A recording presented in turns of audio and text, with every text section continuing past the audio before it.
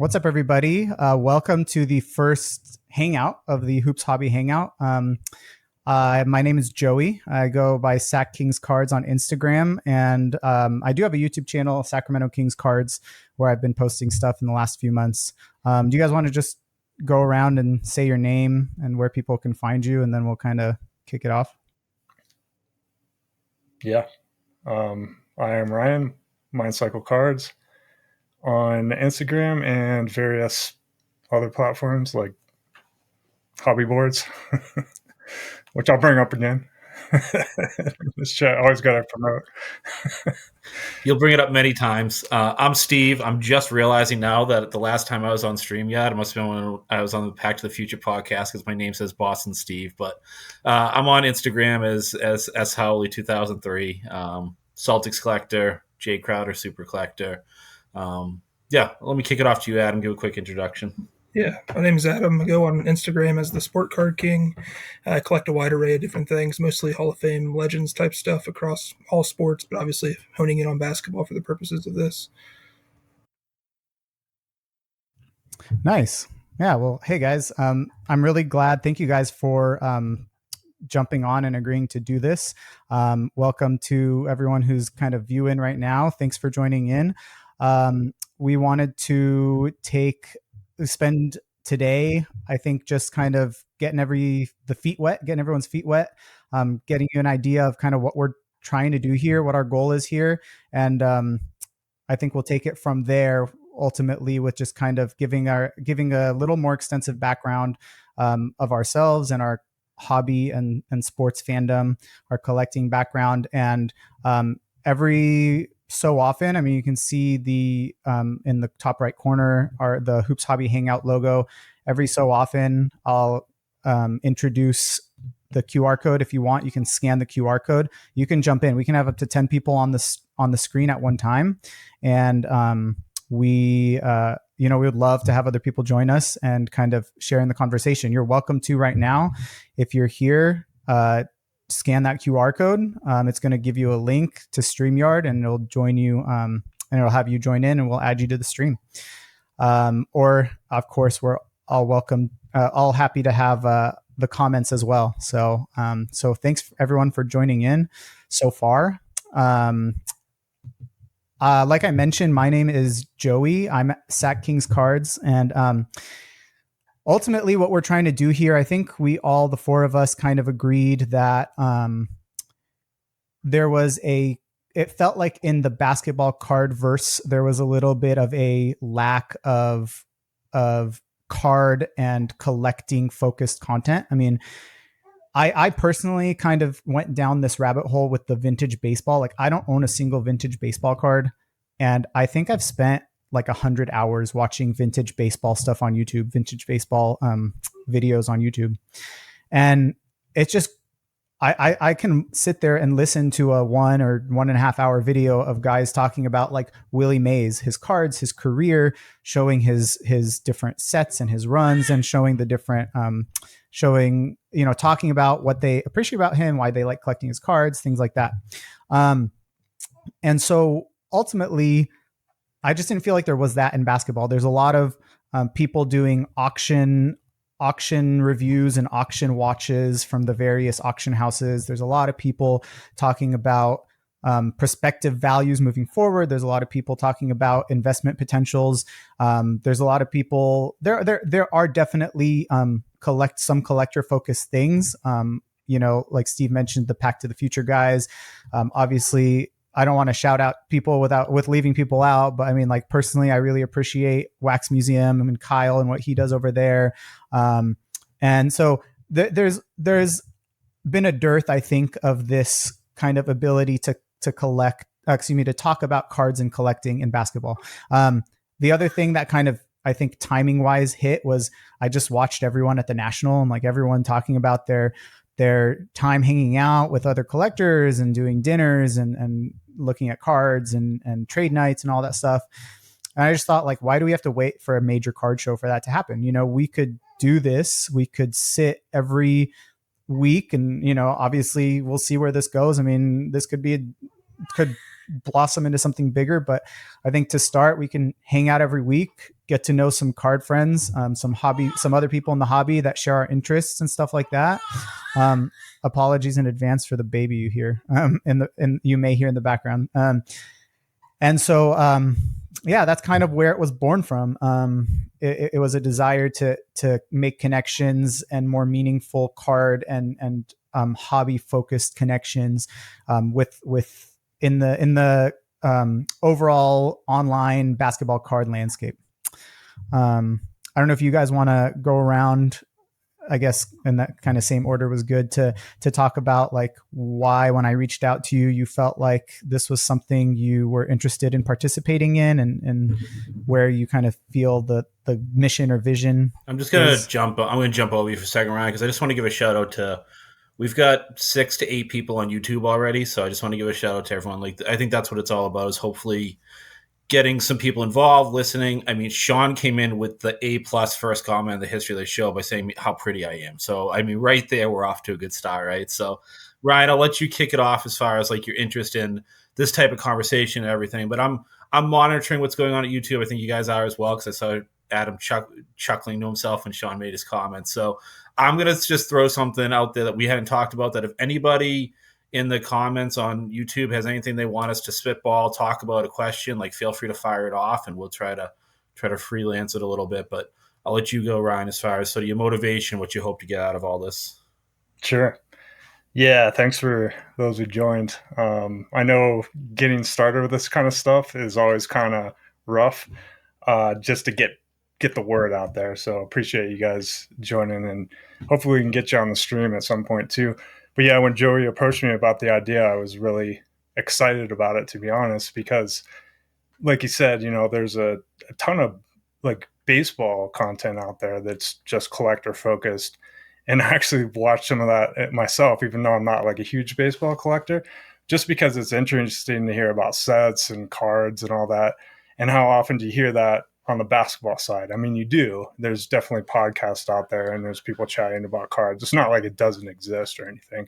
It's just a little bit lacking. So that I think that's where the idea really hit me, is because if I want to spend my time like listening to somebody talk about cards, I don't invest in cards. I don't really sell all that much. Every once in a while I will. I'm not really like that involved in the market side.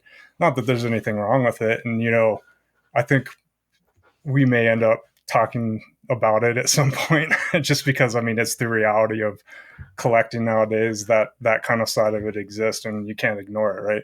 But I think the idea was great to not put that as the major focus. You know, oh, these you know, sales are happening on the big auctions and all that, and that's great and all, but how does that relate to me? I just want to chase a 97, 98 Flair Showcase set or something like that.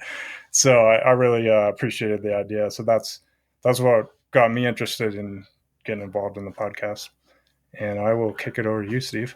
Yeah, I think part of my issue is I just have a bad time saying no to things. So an idea comes across and I just say yes before I think about it. But in all seriousness, and I think Adam and I will probably reference some of this stuff as we go, and hopefully there's not too many inside jokes. But Adam's he might not agree, but he's someone I would consider a friend. And Adam and I have met through the hobby.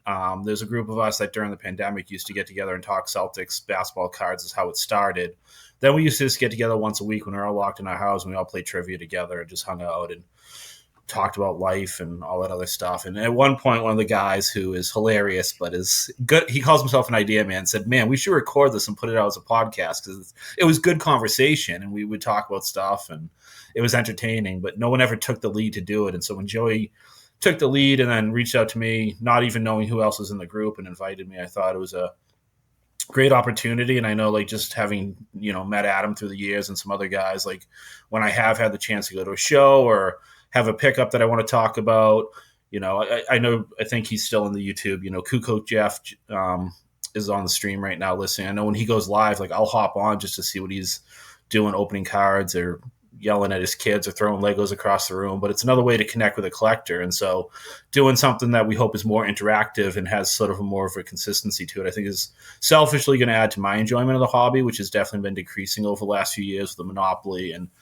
kind of some of the lower quality sets. Not that I'm burnt out on it. There's still good stuff being produced, but this was a new way for me to sort of jump in and hopefully enjoy the hobby while also connecting a little bit more and go from there. So yeah, it was definitely more about, oh, look, we have a fifth member. Joey's fully committed right now, guys.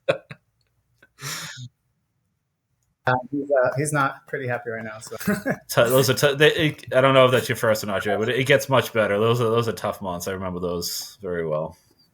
It is actually number 3, but yeah, we've been getting little sleep, and it's an interesting time right now. So here you are talking cards with a bunch of sorry dopes. to interrupt you guys.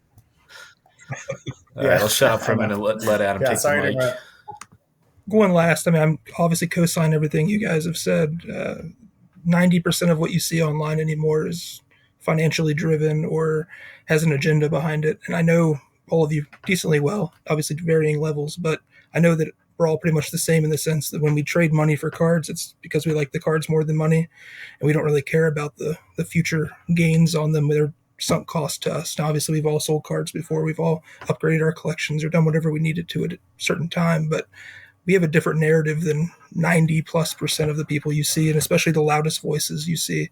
So I know I've spoke with Joey about this. Like, everything you see that's front facing of the hobby is coin flips and basically gambling, breaks, turning 5,000 into 10,000 at a card show, all the things that we aren't. So I just think it's kind of cool to kind of take it from a different angle and try to kind of project the good part of the hobby, that it can just be collector focused. And that's kind of where I was on board for. So as Joey, as I said, I'm gonna give some opportunity to kind of maybe freelance some of this. You're sitting there holding your kid, and I'm looking at Caleb's comment about his fiance is gonna be excited because she doesn't have to listen to him talk about cards. Maybe 10 seconds on what each of your significant others thinks about your collection, and I'll start with my overview. Is cards aside, from the day my now wife met me, I've always had a hobby that included lots of stuff. So like I play basketball, I mountain bike. When we moved into our first apartment, our living room and our bedroom had bike racks in them because I was working at a bike shop. I was racing, semi-competitively. So she's used to stuff. And the fact that it's now cards and Legos and, stuff that my kids enjoy, she thinks it's a great way to connect with the kids. But as long as I don't leave it around the house or spend too much money on it, she doesn't care. But honestly, Caleb, I've been quote unquote back in the hobby, and we'll probably get to our origin stories at some point down the road at a later episode. But my first adult purchase was 2012. I've maybe spent a total of 22 minutes since then talking cards with my wife. But so your fiance is very patient. A lot of mountain biking, Sean. Right now I ride a rigid bike. I do a lot of single speed riding just because I've worked in bike shops my whole life and hate maintaining them. But I could go on and on about mountain biking. I won't geek out about that here. That'll have to be a separate podcast. I don't know if we're the right group to join you on that. At least definitely not. Yeah, that's awesome. Well, thank you guys for doing that. I think that, as a lot of you alluded to, I mean, what I was kind of thinking, and we'll see how it evolves, is like week to week, we could just kind of grab a topic and just talk about it. Whether that's like card designs, whether that's cards of a certain player, whether that's the evolution of a set over time or over years, whatever it is. It could also be, like Ryan mentioned, obviously naturally things like market talk will come up, things like the hobby landscape, it's all relevant, but hopefully the perspective and the view, the lens from it will be all like really focused on, like Adam was saying, the love of collecting and cards and kind of the passion we have for basketball cards. And I mean, I'm personally not opposed to expanding that out. Sorry. I'm personally not opposed to expanding that to other things like baseball or football or whatever, but I just don't know what everyone will want to do. So Ryan, do you want to take a second and just go into a little bit more of a background of like what you collect, what you got you into the hobby, some of the stuff like Steve and Adam had mentioned? Yeah, I'll let you console the kid for a minute. Yeah, and I think that's the great part about this is that we don't really have topics that we've necessarily come up with for planned out for each episode. It's going to kind of be on the fly, right? Which I think is great. because, like you mentioned, Joey, we could bring a baseball collector, a football collector on. I think all of us here probably know more about basketball cards than anything else. So that's why the podcast is named what it is and everything like that. But it's not like we couldn't bring anybody on to just discuss things, because ultimately I just like learning about cards and sets and stuff I could chase that's cool. And I think that's the part of the hobby that excites me the most. So I don't remember when you got on Instagram, Steve. I think it was around 2018 for me, when somebody posted on Blowout forums about it. And they're like, this is kind of cool over here. People are showing cards off, and I've never seen this set. And it's easy to share them. You just click the button. And so back before the boom, you had a lot of that going on Instagram, and a lot of people were visiting message boards and stuff like that. Nowadays, that's kind of gone by the wayside. I get on Instagram and get more frustrated than anything nowadays with what I see on there. So I just think this is a great platform to do it on. For those of you that know, I'm going to bring up hobby boards again. get over there if you can, because that's the kind of stuff that I really like to do. I will go into the Blowout debacle later. I don't get on Blowout anymore. But anyway, I set up hobby boards to get back to just collecting and posting about cards and being excited about a set and knowledge about a set. Hey, I'm collecting this set. What can I look out for as far as backdoor? Because a lot of us has been in the hobby for a while know that the Fleer bankruptcy dumped a bunch of like backdoor cards in the market, and if you pick one up and thought it was legit and maybe paid a bunch of money for it, it might actually not be a pack pull, stuff like that. So that's what I'm hoping to share on this podcast with people. And I want to learn things too. I don't know everything. There's no way. There's so much out there to know and to pick up on, that I would hope that people can join and educate us too. That's one of the things that I'm excited about myself. How about you, Adam?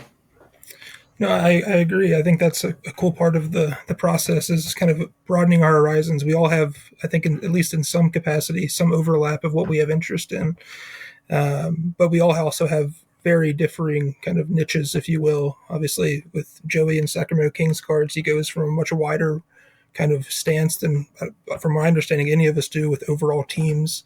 But then Steve and I both collect Celtics cards and have some overlap there, and then some of the players we collect, all that.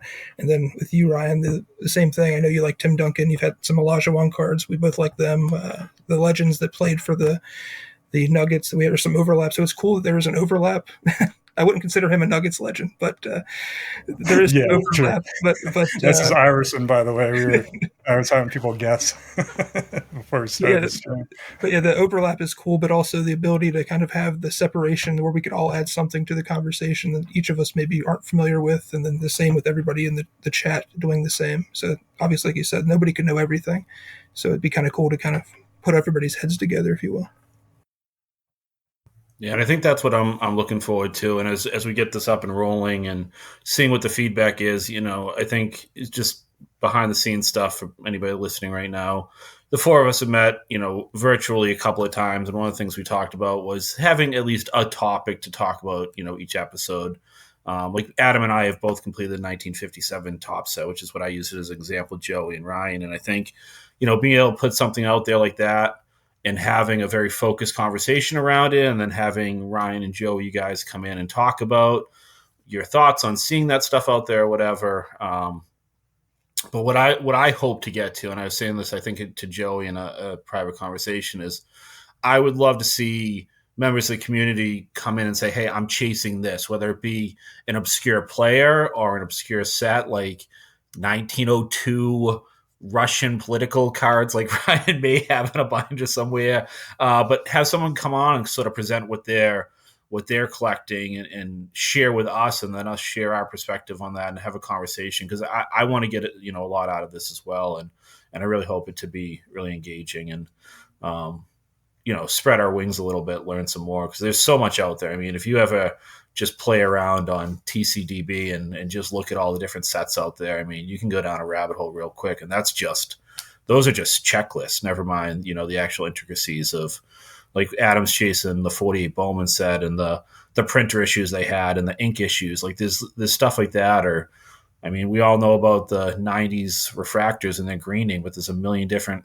reasons why that might be happening, or there's different sets and subsets and first day issue cards and stadium clubs. So there's so much out there to talk about that I just, be focused, but also, cast a wide net that hopefully other members of the community can join us in some of these conversations and share with us. You're great, Jeff. TCDB is great, but so are you. Thanks, Nobrillion, for the jersey shout out. I'm going to try to. I have all these jerseys, and I don't get a chance to wear them anywhere because, I mean, I'm in my 40s, so it's kind of not that it's weird to walk around in a jersey, but I just don't do it. It kind of is. It kind of is, right? It kind of is, yeah. You get some looks. I mean, I wear them to games. I wear like my Gallinari jersey to games, and you get that one guy, oh, Gallinari, I remember him, or something like that, where some obscure thing, but I'll try to bring him out for these shows. Thoughts on buying a jersey of someone that's younger than you? Younger? Oh, yeah. Like age-wise? Yeah. Like, yeah, I have a hard time thinking about buying like a Tatum jersey, realizing that I'm 43 years old and he's still 19 years old. Like, that just seems weird. Or like buying man. I don't know. But I'm sure when you go to Celtics games, everybody's got the Tatum jerseys, I right? know.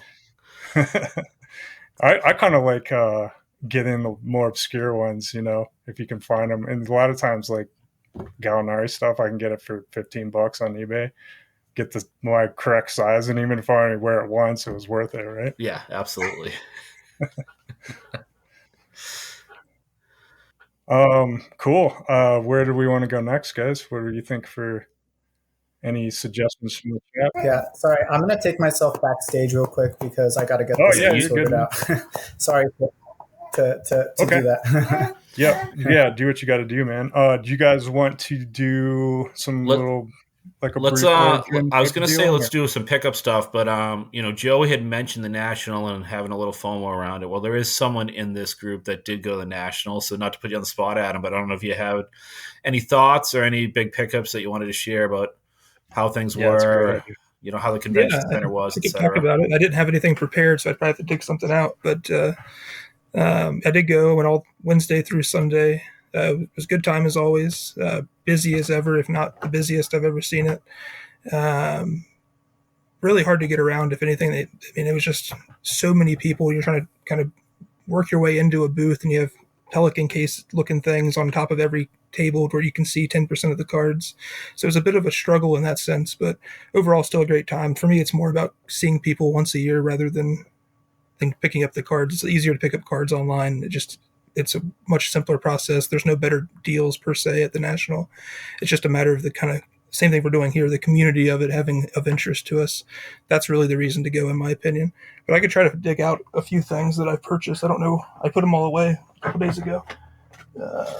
For you guys that are going to be watching the YouTube, one of the things to look out for, and maybe even turn into a drinking game or something, is how quickly Adam can pull out a card. The guy owns 20,000 cards, and he can pull them out of his hat left and right. So that's a great skill. Here's one. This is one of the ones I was more happy about basketball-wise. Oh, that's awesome, man. Olajuwon, Malone, Stockton, Oscar, quad tag. Yeah. It's actually the third copy of this I've owned. I moved one to a good buddy of mine, and I still have two. And luckily, the two that I have still kind of connect the pieces together. All of them kind of merge together, which was pretty cool. Oh, that's slick. Yeah, I like that. So I picked the right one. What's the year on that one, Adam? What is it? What's the year on that one? 09. It was the dump of material for Upper Deck when they lost. Oh, yeah. Did you find deals were you spending more cash at them, or was it more trading either after hours or on the show floor, or mix of both? I did both for sure, but I feel like at the floor of the show, just buying was easier. You didn't have time to really pull your stuff out and kind of transact that way. This is since we're kind of trying to touch base on different things that people maybe don't know about. This was a cool one I picked up. 61 Cons, Oscar Robertson. Oh, yeah. Obviously, people are pretty familiar with his 61 Fleer rookie. He does have a XRC, if you want to call it, 60 Cons that I'd still like to pick up. But this one being the same year as the traditional mainstream rookie. was pretty cool cool to pick up. And it's actually Really cool. unbelievably well presenting on the front, especially considering it came in a hot dog I was going package. to say, and I'm not saying this jokingly, but any staining to it? No staining. The only A lot reason of it's a hot dog 2 is stains the in those, person on the yeah. back wrote down 61, 62 on it. So like from the front alone, it's probably a 5 or 6, if not Yeah. better. It's almost perfect for these. I mean, these are very tough grades. With I have those another vintage one. cards, I actually like I like a little bit of the handwriting or the pinhole stuff. It gives you, I mean, you don't know what the basis behind it is, but it gives a little I was history. going to say that same thing, Steve. Kind of That's put the cool. perspective too of like the condition difference, how white the Oscar is Yeah, versus you can the see how staining on stained this that one is. Yeah. And like the back too. There's just a very visible cleanliness of the Oscar. That's why I snagged it. But Yeah, if anybody those are does great. have a 60 cons, I am very interested in one of those. All Use it 5 as a people shameless in the flex. chat. You got that? You Yeah, have one the of those? 6 people. Anybody have one? Like, there's probably I do one in the like world. those the vintage cards that people just handled and created for sets. I do like the idea that they labeled like the year, because that Yeah. tells you that it came from somebody probably trying to put that set together, right? Yeah. That to me is more valuable than purchasing the PSA 9 or 10 copy that only 2 exist or whatever. I could care less. When I see something like personalized like that, that's what gets me excited, you know. And plus, you're gonna, like you said, you can get for cheaper, so why not? If it For presents sure, well on yeah. the front, it's like cool, you know. That's perfect. Yeah, absolutely. And since we have a Nuggets fan, I did pick up a Nuggets card. I'll have to find it here. Oh, you know, I'm interested. Nuggies. Yeah, While you stepped out, Joey, we're just having Adam. Adam did go to the National, so he was just giving us a little recap of the chaos there, and then showing off a few things. God, that patch. Oh, English. Yeah, man. Alex English, gold out of 10. It's pretty That cool is sweet. patch. That's a chunky old. That's like What a that's patch, my literally goodness. like probably the logo from this era of jerseys. This is the '90s Yeah, era. exactly. Yeah. Jerseys. Yeah, it's like the E. I guess the ET is my guess, something like that. Yeah. That's really cool. Ryan, show your jersey again, because we'll keep with the Nuggets. So one of the cards that I regret that I missed out on, I was the underbidder, was a 2012-2013 flawless gold patch from Alex English that was the skyline, and it had like 4 or 5 of the different colors. I think it sold for like 85, and I bid like 82 and got sniped on it. So so it was a little bit of the peak, and then it was 4 or 5 colors, and that we all know that 12-13 flawless vertical patch with sort of the oval shape patch window. It's one of those random cards that I don't need in my collection, but I still regret missing out on it, because that jersey was it's in the early 90s, and again, something we can get into at some point. Celtics and basketball card collecting didn't go together very well. The Celtics were hot garbage after the big 3. So, I grew up being fans of the Nuggets, the Spurs, a lot of, third-party teams or college players coming to the league. So that jersey really resonates with me, and having patches from it's pretty cool. I have a couple. Do you guys remember that 2012-13 flawless purge on eBay like years ago, when there were like dozens of every That's card where I from got that a couple set? of mine from, for sure. I definitely remember that back in the day.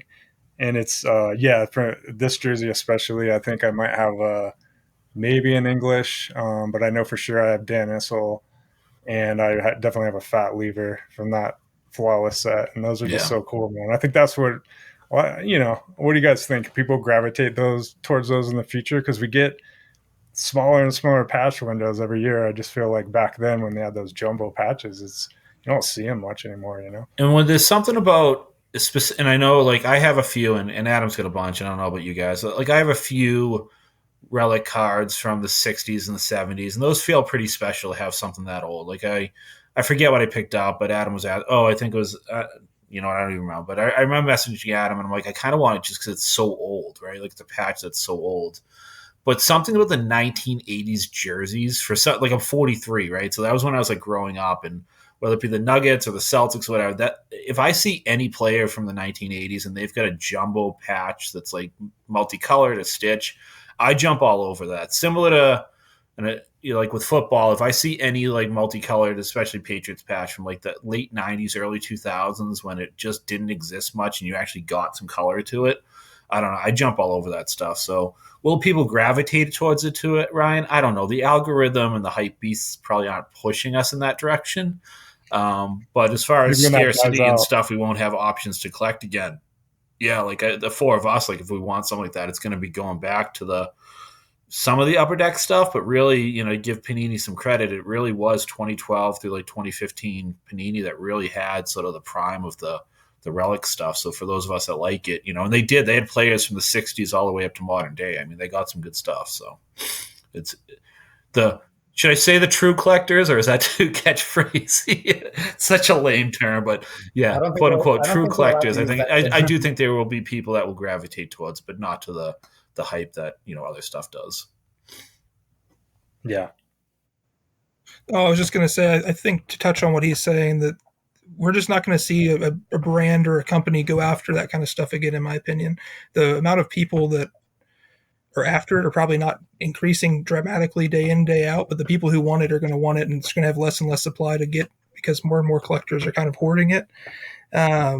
So I think that's part of it. Like, you're going to see people obviously continue to want that stuff, and I don't believe Topps or anyone in the future is going to go out of their way to really buy 50s, 60s, 70s, 80s memorabilia again, like we've seen with Panini. I'm the first person to hate on Panini. I don't care for 99% of their stuff, but you have to give credit where credit's due, and they've gotten many patch cards of people that have never had them before. So, like, I'm very grateful, and I have plenty of those to show for it. So, I mean, I definitely have the good with the bad. It's just that's going to be something I think we miss entirely moving forward. I just don't think there's any purpose for them to go out of their way to go to an auction house and buy incredibly authenticated memorabilia from that era for an exorbitant amount of money, where they could just throw a jersey off a rack and appease 95% of collectors. That's kind of what I was going to say too. Is that's what they're doing now, and they can have patches that weren't worn and sell them, and they sell for record prices and whatnot. So what's the incentive to go back and actually try? Yeah, it's a lot more work, and they don't need to. I mean, they can. Most of the images these days are AI generated, and I can go on a whole tangent. But yeah, they're selling out of the stuff, and so why get on card autos and why get game used jerseys if people are going to buy the stuff up anyways? And it's part of the challenge of the whole gambling culture that has infiltrated the hobby for sure. So, But isn't Fanatics a lot more in tune and connected with the memorabilia stuff? Like, do you think that maybe when they take over, they'll do a better job getting I don't know, at least player worn for rookies? I don't know what they do in baseball. I don't know if they have player worn for rookies or game worn even. The biggest thing you're going to see, I think, is not anything to do with vintage players, just because they don't have that access. But you're going to see, I think, a lot of like the football guys that currently have never had game use. Just as an example, I'm a Bengals fan. Joe Burrow has 0 game use cards. Fanatics has probably sold half of his jerseys he's ever worn. There's probably a good chance at some point they put one of those into a card because they have the access.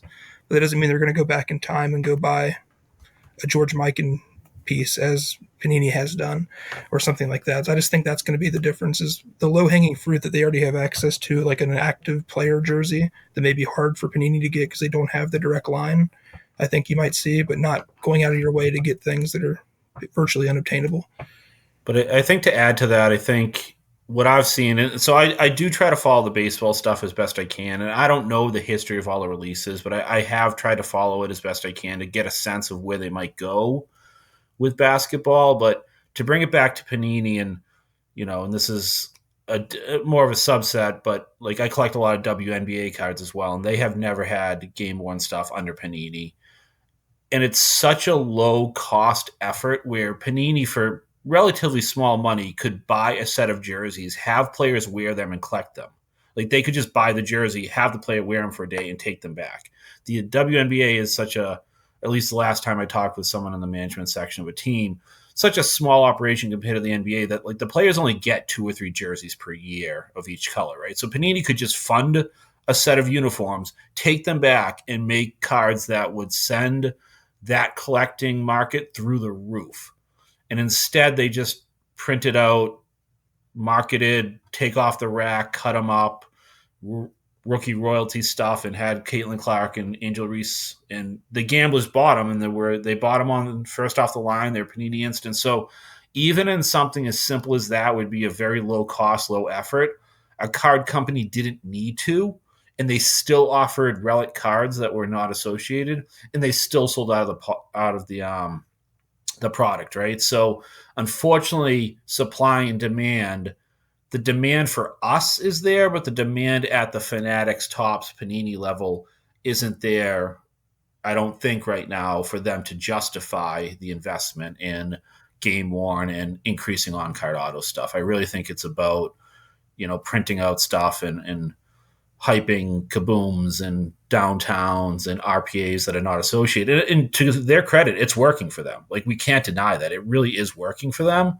So until it's not working for them, because you're right, Joey, Fanatics makes the uniforms. They literally make the uniforms for Nike, right? Like, so they could, and they have access to put those little stupid pin-on things on the MLB jerseys for the first game. So they have the access, they have the material, they could, but whatever extra effort or investment doesn't seem to be worth it right now, unfortunately. So I think that type of stuff is going to be harder to come by. Other than exclusives, like we saw, like I thought the Wemby stuff was cool. That was game used, but it was a very selective, purposeful thought behind, promoting their unlicensed stuff. So smart, but doesn't help those of us that maybe want a Dwight, Derek White, patch in multiple products, or, I don't not, I was going to say Michael Porter Jr., but he's not really shining too bright these days, so we won't bring him up. But yeah, it's not needed these days, I don't think, unfortunately. Yeah, well, I mean, the good sign is, Maravich Collector says baseball still does have game worn now for rookies, and I know they do that debut patch, which I think is a really cool concept. But obviously, they go for crazy prices. I know, but you're right. It's like, what's the incentive when that Caitlin Clark, whatever logo man from Flawless, didn't it sell for over $500,000? Yeah. I mean, even on the secondary market, like, not only are people buying the products, but people are buying the individual cards when they don't need to buy the product. Right. So yeah, it's very focused on certain players, and the problem with that is it's focused on the gambling aspect. So even if you collected that player, you're going to have a hard time getting it because you're going to have to go through the flip game to try and acquire it, right? So if they expanded it, that would be great. That would be awesome. They should, but will they? When that's really driving the product and that's all they have to do, sourcing it's easier. I know we did. We said we weren't going to get into market talk, but it goes in hand in hand. So every once in a while, we will, just because that's just the nature of collecting nowadays. So, but yeah, it's like you said, Steve. I would love to see some other players rather than like the most hype rookie come out in Topps, because as of right now, I have zero reason to want any of that stuff. It looks terrible to me, and it's like, it's not for me. It's not for probably anyone in this group. It's not for people collecting. It's for people trying to flip. Now, eventually, will that make it to us? Maybe in 5 years or something. I play the waiting game a lot on that kind of stuff, because if I see something cool right now and I try to go after it, I got to compete with the flippers. So I might as well give it a little bit of time to calm down, chase it later. I don't know if that's how you guys do it, but it's my strategy.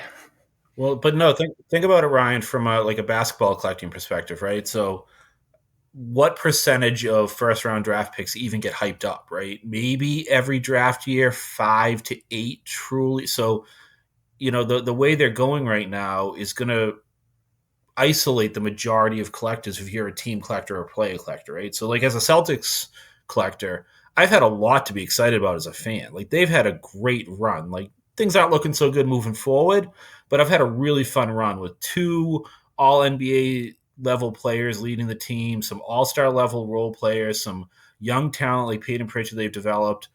I've had almost zero incentive to chase cards of those players because they've either been overhyped or just really not that interesting because there's been so much push for a Wemby type player, right? Which is fine, I get it, but they're not, I think, layering down and making it more inclusive for multiple collectors. I really do feel like a lot of the releases are a scratch ticket, hit the Wemby or bust type stuff, and I understand why people aren't ripping at these current prices. So I think, kind of building off what you were saying a little bit there, I think that's the challenge right now. I'm going to throw something out there, guys, and everybody watching can kind of watch us work behind the scenes. I know we talked about trying to keep episodes to around the 45-minute mark, to keep it active and also not wear ourselves out a little bit.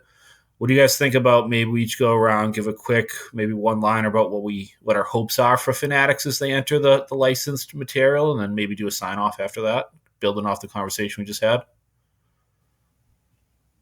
Yeah, sounds great. All right, Joe, you shook your head first. So, what are you hoping to see out of Fanatics? If we're, being honest, or if there's hopeful, moving forward. Yeah, I mean, the biggest thing I think would be doing more game used stuff for rookies, or at least player worn. I mean, I know that a lot of people don't like player worn. I agree. I mean, I prefer game worn, but obviously, since rookie patches and jerseys have been used, player worn has been a thing. So, I mean, even back when, like in LeBron's year, he had a lot of his stuff was player worn. Most of his stuff was player worn. But yeah, that would be a big thing, is the jerseys thing. I think, like you guys mentioned, I love all the old school vintage jerseys and stuff that Panini's done. And I hope Fanatics does have an interest in doing that. I feel like on the baseball side, I think that they do a good job getting the older guys, and getting their older patches and bats and whatever, cut autos or whatever. So I think that would be good. But for me, the biggest thing I think would just be a variety of products. Like, I want to be able to open boxes of cards, even though like I prefer singles because I want to get my, my PC stuff, but I want to be able to open boxes of cards. I opened a box of cards this year with my daughter, and it was like so cool. We pulled like a 101 from Totally Certified when they had that crazy Totally Certified set that was loaded. So it was great. And so I want to be able to open cards at a low price point without. I don't want it to be all boom and bust. I think that's the main thing. I don't want Fanatics tenure to be all boom and bust like it seems now with Panini, where you have to shell out to at least $200 for even the lowest end hobby boxes, and then no matter what box you're opening, it's only a few cards that pay for that box. That's probably what I'm looking for. I'll jump in as my hope, just because it builds right off what Joey was saying. I hope that, and again, Panini wasn't perfect, but there was a time period where I think they did very good things. And part of my hope is that they look at like that 2012 to 2016 Panini range and have a wide range of products, and some of it being hobby shop specific. Like I want a few sets that are just hobby boxes, no retail, no breaker specials, no FOTL. And that then there's sets that are low end, and they're low end for a reason, because people that are, autographing or set collectors are going after them. And that the high end stuff is actually premium stuff that, if we look at what Panini's done recently with NT, probably, well, for over a decade NT, where it's sticker auto, relic dump type stuff. I want their premium stuff to be similar to what they're doing in Topps Dynasty, where, the price is insane. You can't get your money back, but you get a box of Topps Dynasty, Topps Museum Baseball. You're getting a card that is produced with high quality, that's premium, that is worth having that premium, label to it, but also having some stuff that, sorry, I'm laughing at Sean's comments. Just wait, Sean, because they really will have. They had like -5 out of 10, like ice themed parallel cards. So just get ready. If we think we're parallel saturated with Panini, just we wait and see what Topps has in store for Chrome. There's going to be 85 different variations of Chrome. There'll be Chrome Sapphire, Chrome Dragon Poop, etc., and then there'll be 85 different parallels in each of those. But yeah, so I think, Joey, kind of building off what you were saying, I want some consistency, but I also want some simplicity to the release patterns. And I guess last but not least, I hope they get up to speed with the release patterns. I would love some preseason stuff that's released right after the draft, some high-end stuff released around the All-Star break, some update stuff, and I just hope it follows the season so collectors can actually collect what they want during the season. So all in there. Adam, Ryan, I don't know if you guys have any thoughts on what you hope to see out of Fanatics. I'll go. For me, the biggest thing I would hope for, I know Steve and I have talked about this before, is Topps Dynasty having a basketball product. We both like Topps Dynasty for baseball. To me, it's one of, if not the only, year in, year out product that actually gets me excited. The price point is absolutely ridiculous, and basketball would only be worse, so I'm definitely not going to open any. But the idea of getting a single or two from that product would be really nice. Now, in baseball, they do have a lot of legends and a kind of a real wide array of selection available to you in terms of players, not just active stars or rookies, but everybody. So that would be nice if they could do the same for basketball. But I think right now the product's selling for like almost $3,000 a box for a single card, and it's a baseball product. So like if you kind of transpose that over to basketball, it's probably $5,000 or $6,000 a card. So I've never touched the stuff in terms of ripping it, but you can buy singles of the baseball product for $100 to $200. So there's plenty of available options there. That would be really nice. They have some really good designs, some really premium stuff. That would be really cool. I would also like to see Topps Chrome come back. I think it was Jeff that mentioned it in the comments. Topps Chrome has always been really, really great. The current stuff they have on license is terrible, but I'm hopeful that they can kind of get back to full steam with the license and make it kind of a throwback to the original years. Yeah, sorry to interrupt. Is Topps Chrome, the unlicensed stuff, poorly designed? Is it just me? Like, I know that they don't have logos, but it just looks bad, right? Why does it look so I think much it's worse? all. Honestly, I think it's all AI generated, and it's probably a whole different. We can do compare and contrast, but the joke around the sleeves, like they keep putting sleeves on players. Like most of the players are wearing a uniform, like Ryan's wearing right now, which is a long sleeve underneath an oversized, jersey. Yeah, there's something off. They're not using game photos. I mean, I did a comparison on a story post of it was. I'm not even sure. It was Al Horford's head, but the neck color was different than his face color, and his head was like cut off. So they had didn't even Photoshop it right, and then they put it on basically like a cartoon body and a cartoon background. So I don't know if it's I don't really know, but I don't know if it's a cheaper way of doing it or if they just don't they're trying to use technology that they haven't figured out yet. I'm not sure, but yeah, a lot of them are way off, and I'm hoping, to Adam's point, when they get the license, that we get some of the sets where they'll just use a picture of a player playing a game and cut all the nonsense out. But TBD, the basketball stuff is not looking good so far.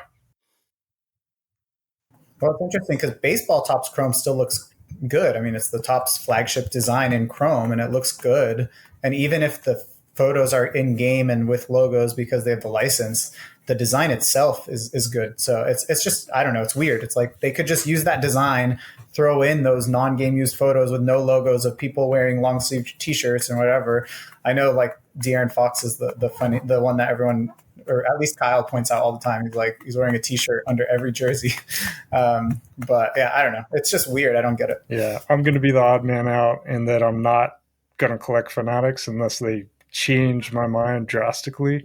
I've posted this before. Steve probably knows this take because I rant about it all the time in our group chats and IG, but I just don't agree with their gambling mentality. And it just seems very, very focused right now on the big hits. I had to block all their accounts. It was just really getting to me. I just would be frustrated every time I'd open up Instagram or something.